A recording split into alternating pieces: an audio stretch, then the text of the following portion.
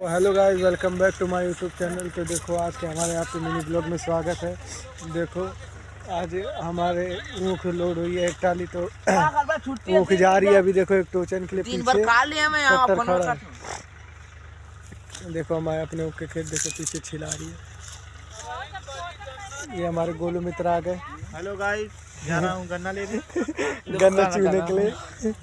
देखो देख सकते हैं भाई साहब गन्ना लेने जा रहा है बच्चा। हाँ, यही ऊख चूहेगा। देखो गाइस ट्रैक्टर मुड़ गया है और चलते हैं ट्रैक्टर के पास, तब आपको दिखाते हैं कि ट्रैक्टर कैसे ऊपर आता है, कैसे टोचन होता है, तो कैसे क्या प्रोसेस होती है। ये देखिए ये हमारे चाचा है, ट्रैक्टर चला रहे हैं। तो गाइस चलते हैं। तो गाइस देखो ऊपर आ नहीं पाया।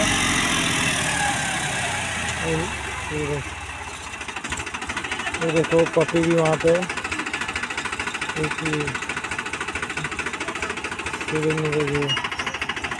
नहीं ऊपर आ गाइस।